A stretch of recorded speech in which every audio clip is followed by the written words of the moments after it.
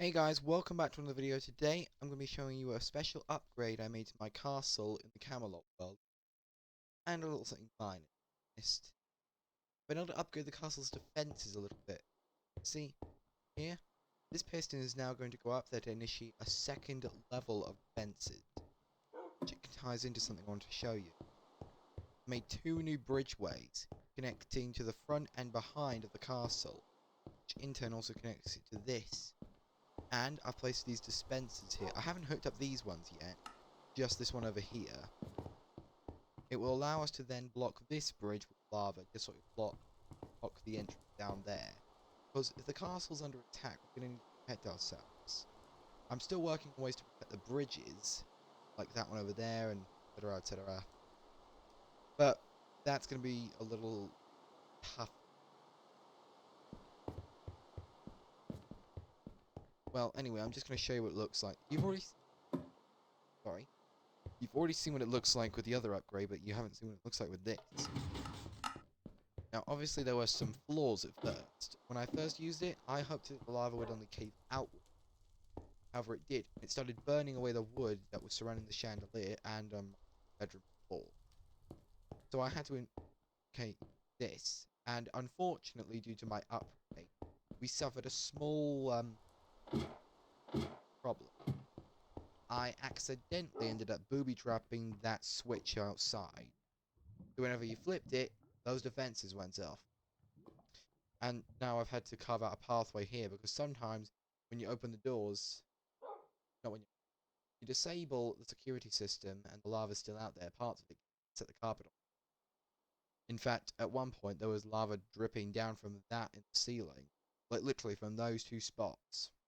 It got rather frustrating after a while, especially since we lost a load of carpet. And we do have another problem.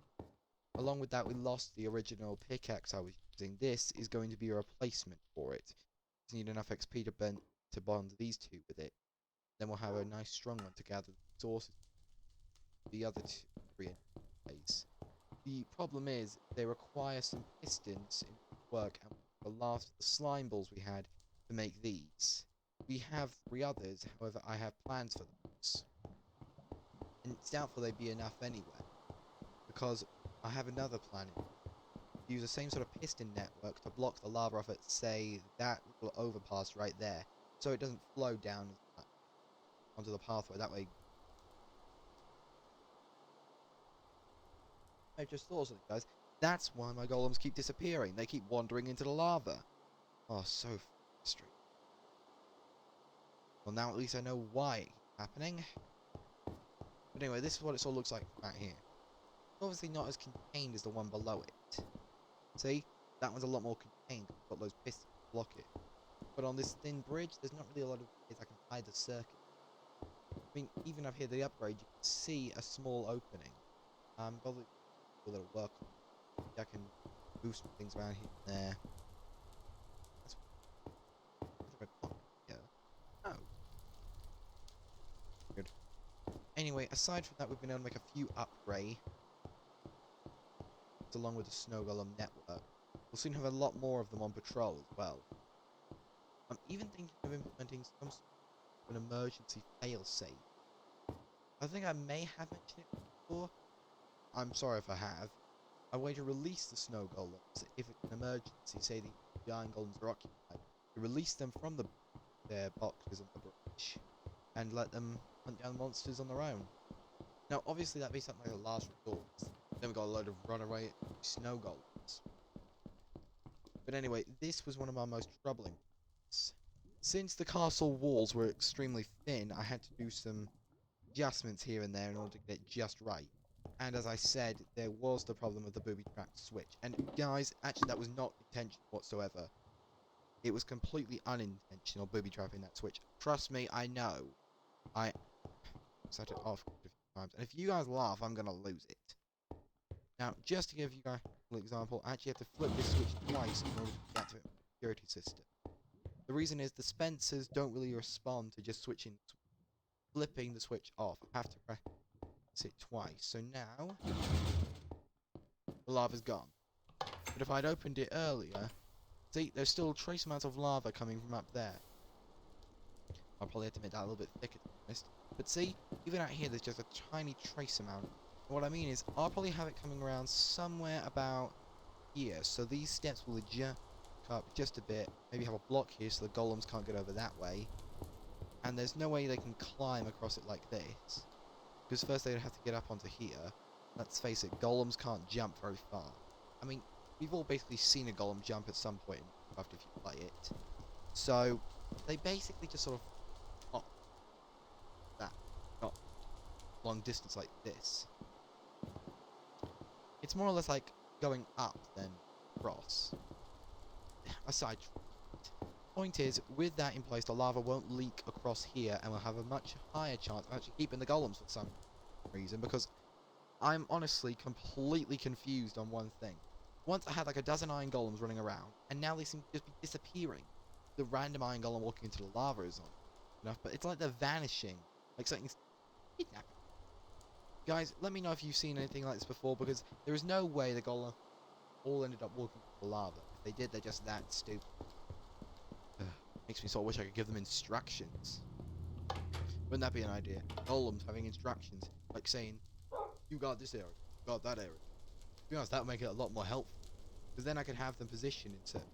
In fact, I could have some in my throne room for crying out. In fact, I did at one point, but it sort of backfired. They kept walking all over the place and it got really annoying. But at least a lot of the things still work. The defense system could still use a few improvements, however, and we still got to put those extra snow golems in place. There's still so much left to do as well. Not to mention the fact that we still have to finish the outer wall over there. But once that wall's finished, then we can really resort to some... And do you guys remember when I mentioned about growing some lumber in the valley up that way? Well, just to give it a test run, I saw one out there and planted some saplings, and they sprung up like wildfire. Seriously. Zap, zap, zap, zap. Super fast.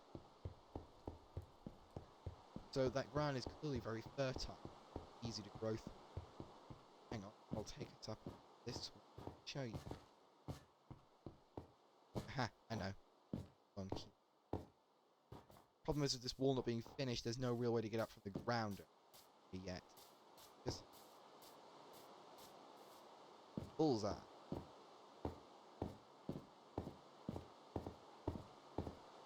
Anyway, like I was saying, the ground seems to be very fertile. Not surprising, it would be a massive sort of oak and spruce forest. See? Look at that. Look at all those trees. Planted all of those myself. Those saplings have grown into massive oak trees that we can then use. The goal of this is so we can collect the wood and use it to make sticks for torches, weapons, as well as the wood to fuel our furnaces. Because as you know, we may sort of... Well, we've been storing coal away, but we can obviously run out. If we run out, we won't be able to produce any more hot food. It does fill up your hunger bar nicely. For example, see? Cold food cooks quickly. So, yeah, it does. But the entire goal of that is that every time we take down a, say, 2, 3 saplings, so that means we can plant a load more trees. Let the green tree program and still work. So, cut one tree down, plant another, you know, keeps everything balanced. That way we can definitely tip the balance in favor. Anyway, guys, I hope you enjoyed this video. Please like and subscribe, and we will see you all next time.